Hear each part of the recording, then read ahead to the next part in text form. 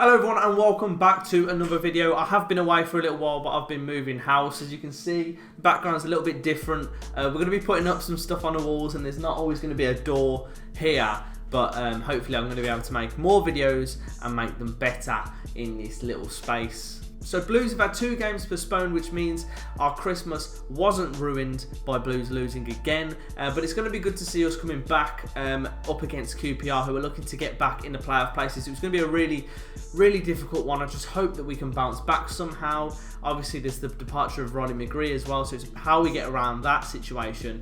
But it'd be good to get back down to St Andrews, and hopefully I leave pleasantly surprised. Before we get into it though, here's a quick word from our sponsors. So we just want to say a big thanks to Sky Bet EFL Rewards for sponsoring today's episode. If you don't have it already, make sure you download the Sky Bet EFL Rewards app with the link in the description below. You can check in on match days, earn achievements and be rewarded just for being a fan of the club. During December they have a whole host of prizes where you can win the cost of a season ticket, Football Manager 22 codes, Puma EFL match balls and more. All you have to do is download the app and play the Predictor game, where you can select your win or draw picks across the fixtures. If you top the weekly leaderboard or place within the top 5, you'll be in the running for some great prizes. Remember, click the link in the description below. It's free after all. Here are my win or draw predictions for this week's EFL lineup. So I'm going Sheffield United, Blackpool, Bristol City, QPR, Blackburn, West Brom, Forest, Reading draw, Stoke draw and Bournemouth. So hopefully I'm right with them ones. Make sure you get involved as well with the link down in the description below. But without further ado, let's get into the video. So Blues haven't played a game for 2 weeks. We've had Christmas. We've seen them all eating their Christmas dinners and everything. Are they going to be up for it against QPR? And it's a difficult one. I'm not going to lie.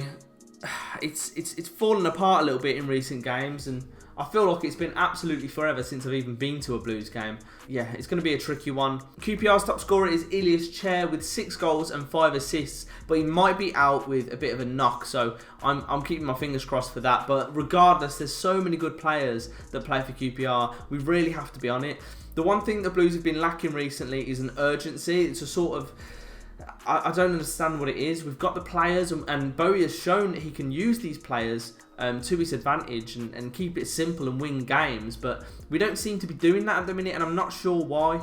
We just seem to have lost our urgency and lost the whole Blues characteristic about us, and it's not through us trying to be all attacking like we have been through previous managers or what, but something has to change. The real difficult thing now is that we've also lost Riley McGree, so he was one of our most creative players. He linked up well with Troy Deeney, with Scott Hogan. The big question ahead of this game is who is going to replace him in that number 10 role, or is the whole formation itself going to change? I've seen some people on Twitter saying, let's go back to basics, you know, let's not try to overcomplicate. Football is what Bowyer said when he joined, and maybe he should take that advice. Going back to 4-4-2 could be one of our options, considering we don't really have a number 10. You could say we've got Sanchez, but he hasn't really been involved, has he? And I'm not sure why that is. So you've got Gardner who can maybe slot in there. You've got Deeney who could drop back and leave maybe Duke and Hogan, or Anike and Hogan up front. Maybe Deeney can orchestrate the play there, but again, totally different kind of player. So it's really going to be a difficult one, I think, going into this match. I really want to see what you guys think is going to happen ahead of this game. Is Bowyer going to switch it up to a 4-4-2, flat 4-4-2 against this team, and go just Deeney and Hogan up front? Play it simple, whip in balls to them, play balls in. You know, we've seen a lot of Blues trying to play it down the middle and actually try and create nice goals. Maybe we need to go back to basics a little bit. January's going to be a tough month for us, you know, transfer-wise, but we are desperate for a number 10, and if I'm honest, I've got a feeling that we're going to try and play the same formation but slot in a different player.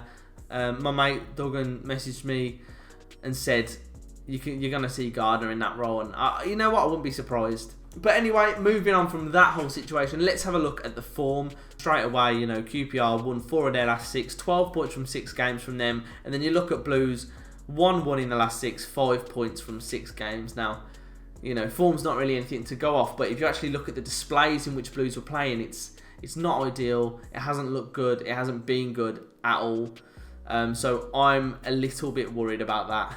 We're only 8 points off the relegation zone, so I'm starting to worry. You know, we've been quite blasé throughout this season, but we're going to start looking behind our backs soon. over our shoulders and see that the relegation places are looming. And I don't want to go through a whole other season of worrying about Blues getting relegated. I asked for mid-table mediocrity, and that is what I expect from this and from Bowyer as well. With the players that he's got, we need to do that. We can't be in another relegation battle. It's that simple.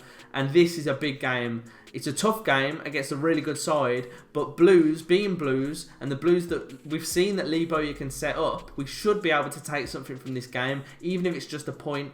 But what I'm asking for is a battling performance, a performance where the players give everything. They give absolutely everything because they know how important this is. I don't care if you've just had Christmas and it's just been New Year's, whatever. You need to start this new year as a new chapter for Blues and give us a good performance because we deserve it as fans. Like, that's straightforward. That's it. That is the most important thing.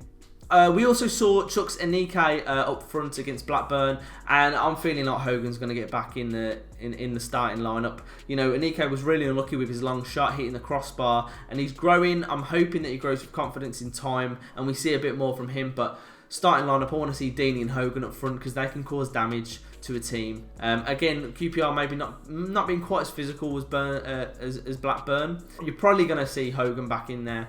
My other question is which players were out, which players were ill. So it looks like we're going to be without Mark Roberts as well, which is going to be a difficult one for Blues. Who's going to come in there? Is it going to be Harley Dean, who's just been told he's free to leave in January? I'm not too sure. It's one to look out for. I would probably reckon it's going to be maybe a back four. Graham's out as well, isn't he?